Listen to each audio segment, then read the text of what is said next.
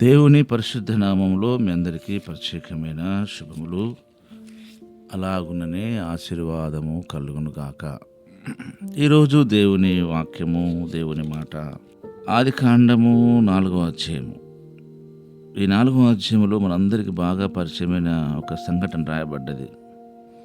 అదేంటంటే కయీను, హేబేలు వారి వారి యొక్క పనిని బట్టి, వారి వృత్తిని బట్టి దేవుని సన్నిధికి వారు కొంత కానుకను, అర్పణలను తీసుకొచ్చారు. ఇక్కడ కయీను తన పొలము పంటలో కొంత దేవునికి అర్పణగా తెచ్చాడు. హేబేలు కూడా తన మందలో తొలచూలు పుట్టిన వాటిలో కొవ్విన వాటిని కొన్ని తెచ్చాడు. కయీను పొలం పని చేసేవాడు, హేబేలు ఏమో ఆయన మందలు, గొర్రెలను కాచుకునేవాడు. కయీను తన పొలం పంటలో కొంత పట్టుకొచ్చాడు, హేబేలేమో తనకున్న మందలో కొన్ని కొవ్విన వాటిని తీసుకొచ్చాడు. కానీ దేవుడు కయీనును కానీ, కయీను అర్పణను కానీ లక్ష్య పెట్టలే, ఇష్టపడలే, యాక్సెప్ట్ చేయట్లేదు. హేబేలును యాక్సెప్ట్ చేశాడు, ఆయన అర్పణను యాక్సెప్ట్ చేశాడు, ఇష్టపడ్డాడు. ఇది గమనించిన కయీనుకు చాలా కోపం వచ్చింది. మనం గమనించవలసిన విషయం ఏంటంటే, ఇలా చాలా సున్నితం. దీని గురించి పెద్దగా ఎంతోమంది వ్యాఖ్యానాలు చేశారు, కానీ సింపుల్ వ్యాఖ్యానం ఏంటంటే, ఇక్కడ మనము చాలామంది ఎలా మాట్లాడతారంటే, పొలము పంటలో కొంత తీసుకొచ్చాడు, కొంత అనే మాటను పట్టుకొని కొంత తీసుకొచ్చాడు కనుక దేవుడు యాక్సెప్ట్ చేయలేదంటాడు. అలాగనే హేబేలు కొవ్విన వాటిని తీసుకొచ్చాడు కనుకనే ఆయన యాక్సెప్ట్ చేశాడంటాడు. అలా కాదు. కయీను అర్పణను కానీ, కయీను కానీ ఎందుకు దేవుడు యాక్సెప్ట్ చేయలేదు, ఇష్టపడలేదంటే, కయీను యొక్క మెంటాలిటీ ఎట్లుందంటే, నా కష్టము, నేను కష్టపడి పొలం పని చేసి, నారు పోసి, నీరు పోసి, దాన్ని విత్తనాలు వేసి, దాన్ని ఎంతో కష్టపడి నేను సంపాదించిన ఈ అర్పణ అనుకున్నాడు. హేబేలు అలా అనుకోలేదు. దేవుని కృపను బట్టి నాకు ఈ మందను దేవుడిచ్చాడు కనుక దేవుడిచ్చిన దానిలో దేవునికి ఇవ్వడములు అంత పెద్దగా ఏమీ లేదు, ఆయన దాంట్లోనే ఆయనకి ఇవ్వడం అని చెప్పేసి తను కంప్లీట్గా తగ్గించుకుని ఇవ్వడం జరిగింది.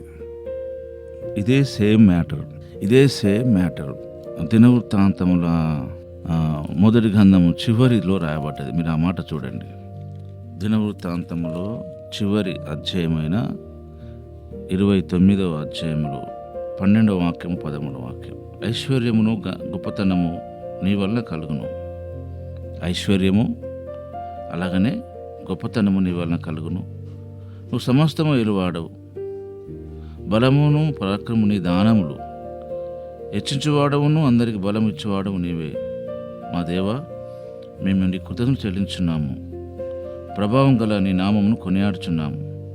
ఈ ప్రకారంగా మనపూర్వకంగా ఇచ్చు సామర్థ్యము మాకుండకు మేము ఎంత మాత్రం వారము. చూసారా, మనపూర్వకంగా ఈ ప్రకారంగా ఇచ్చుటకు సామర్థ్యము మాకుండుటకు మేము ఏమాత్రం వారం, అంటే మాకు సామర్థ్యం లేదు అనే మాట గమనించండి. నా జనులు ఎంత మాత్రం వారు, సమస్తమును నీ వల్లనే కలిగినవు కదా. ఇది సేమ్ హేబేల్ మెంటాలిటీ. నీ స్వసంపాద్యంలో, అంటే దేవుని సంపాదనలో, నీ అనే మాట గమనించండి, నీ స్వసంపాద్యములో కొంత మేము మీకు ఇచ్చిన్నాం. ఈ మెంటాలిటీ చాలామంది భక్తుల్లో ఈ రోజులో లేదు. అందుకనే కొన్నిట్లో ఇస్తే కొన్నిట్లో ఇవ్వకుండా ఉంటున్నాం.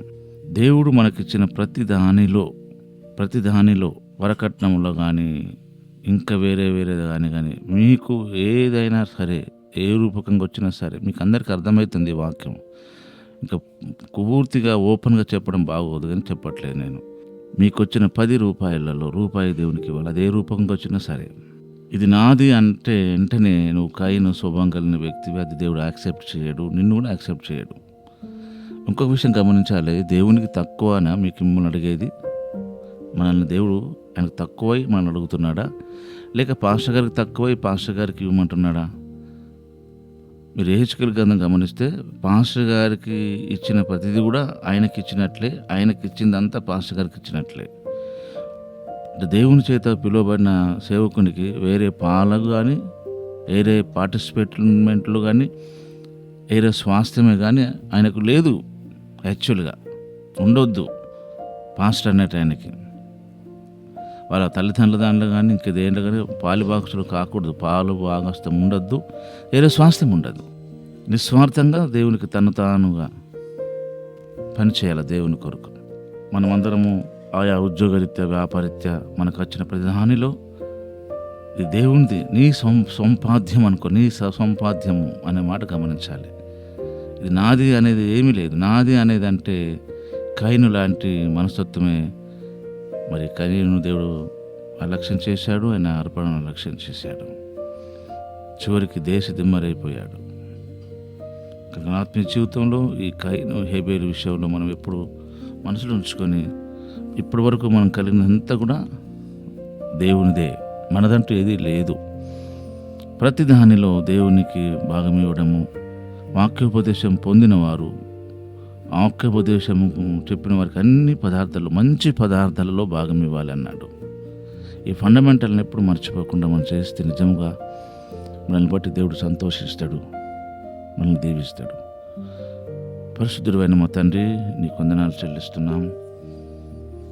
మరొకసారి కయీను హేబేలు విషయంలో మాకు నేర్పించిన ఈ పాఠంకై వందనాలు చెల్లిస్తున్నాం. ఇంకనూ మా జీవితాల్లో కయీను స్వభావమే కలిగి ఉంటున్నాము.